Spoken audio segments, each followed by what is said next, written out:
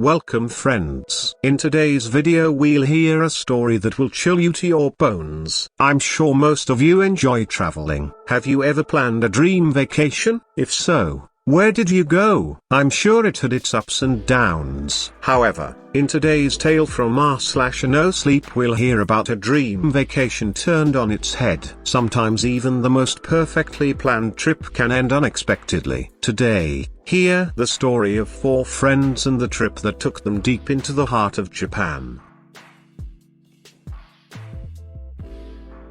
Warning: today's story contains instances of self-harm. This work is fiction. Relations to places and people may be purely coincidental. Viewer discretion is advised. If you or anyone you know is having these kinds of thoughts, please seek help from a medical professional. Links in the description below. Now, enjoy the story.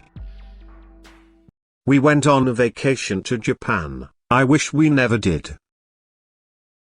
If you're planning to go on a vacation soon, please read this story. We made a mistake of trying to be adventurous and it cost more than we thought it ever would. My name is Liam, I'm 18 years old. I worked part-time jobs ever since I got into high school to be able to afford a vacation before going to college. The reason I wanted to do this was because, once I left for college, I'd be either stuck in my room studying, or going to low-budget college parties, neither of which sounded great. 3 of my best friends from high school also had the same idea. A small Asian guy named Seth. His parents immigrated to America from Japan. One of the friends I never thought I would have, Sarah. She was a Caucasian daddy's girl. She was spoiled and always got what she wanted. And a tall black guy named JJ who was chill and loved to crack jokes to make people laugh. The 4 of us decided we wanted to go on a vacation together.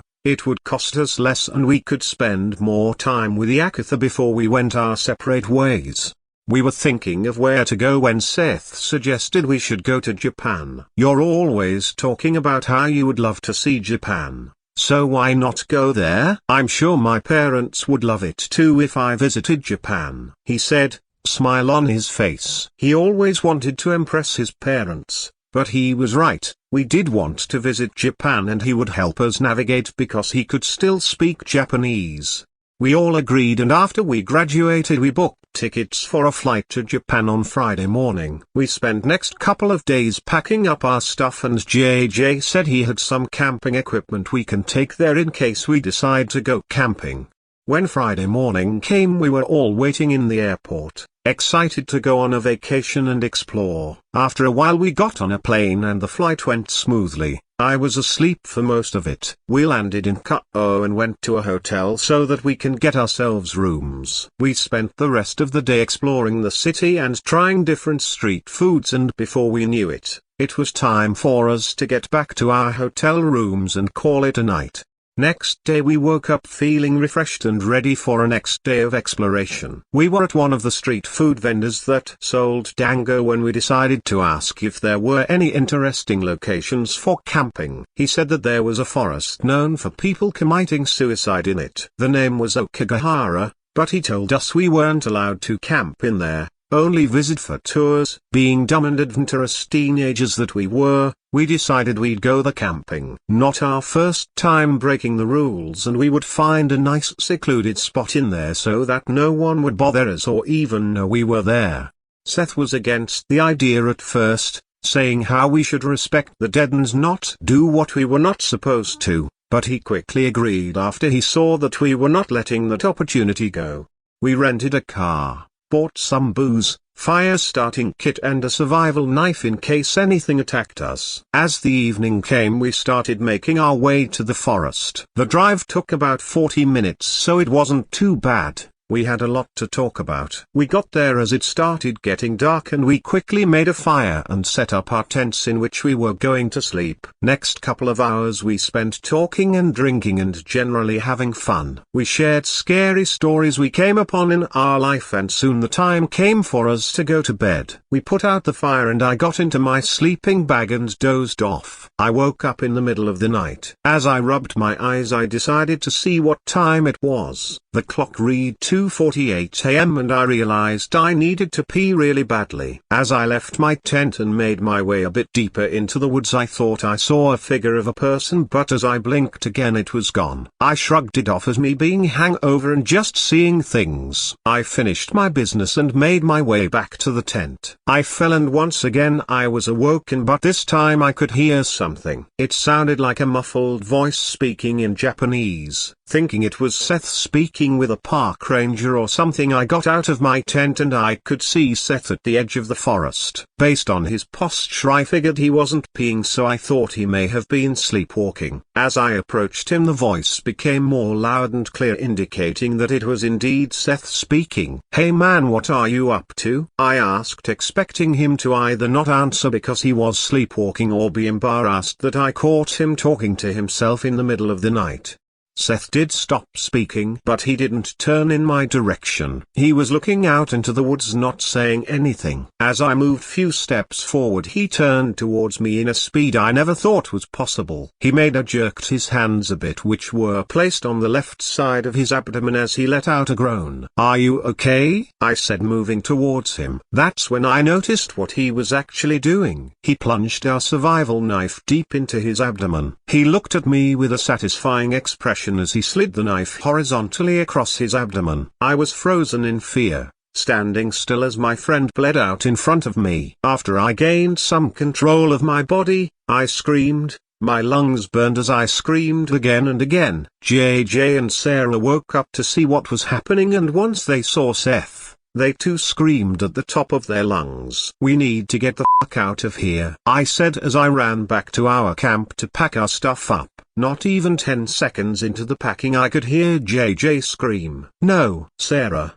where the fuck are you going?" he yelled, and as I turned my head I could see Sarah running into the woods. "Fuck, we need to go after her. We can't leave her in this forest alone," I exclaimed, nodding my head to the direction in which she ran. JJ just nodded his head as we ran after her, adrenaline pumping in our veins. We ran like that for 5 minutes until we saw Sarah climbing a tree, already almost at the top. "Sarah, get down, please. You don't want to do this," I said with worry and panic enveloping me. As she climbed the tree she looked at me and JJ once again with a smile and a look of satisfaction on her face as she let herself fall down on top of her head. The sound of bones snapping as her body fell limp and lifeless. We didn't say anything, we simply looked at the ground for 5 minutes. 10 minutes, I'm not even sure how long. We just sat there, our gaze meeting the ground beneath us. As we were looking down, JJ pulled out a knife which was already covered with Seth's blood. I didn't even try to stop him. No, I was waiting for him to do it so I can have my turn. Just as he was about to pierce his abdomen, a figure emerged from the bushes next to us and shoved JJ, who in turn dropped his knife. The man said something in Japanese as he picked JJ up and made a gesture for us to follow him, and we did. We followed him back to what we assumed was his house. He made us some tea as he started to speak. How many have passed?" the man said bluntly. Me and JJ looked at Akatha as we said too in unison. "This forest makes people want to end their lives. It's not known for suicides for no reason. Every time someone spends more than 6 hours in the forest makes them commit suicide." He paused, meeting our gaze to make sure we were still listening. "The reason it does this is because there was a tribe living the hundreds of years ago. After they were defeated and about to be wiped out, their shaman put a curse on the forest, making anyone who stayed there for prolonged periods of time end their own life," he said as me and JJ looked at Akatha and finished our tea. "I suggest you leave now. Leave to wherever you came from and don't come back," he said as he got us back to town. It was already dawn at this point. When we got back, me and JJ packed our stuff, got a refund from the hotel for the next 2 nights and got on a flight back home. We didn't dare say a word to the police. We didn't want to stay in that cursed place any longer. 2 weeks have passed since that incident and I just got news that JJ committed suicide. As I'm sitting here about to post this, with a gun in my right hand, it doesn't seem like such a bad idea. I hope you enjoyed the story. What do you think happens next? Is the narrator doomed to befall a similar fate? Let us know in the comments below. Have you ever been on a vacation that ended badly? Tell us about it. As always, be sure to like, share, subscribe and ring the bell so you never miss an installment of Redditor Reports. Until next time, sleep well my friends and thank you for tuning in.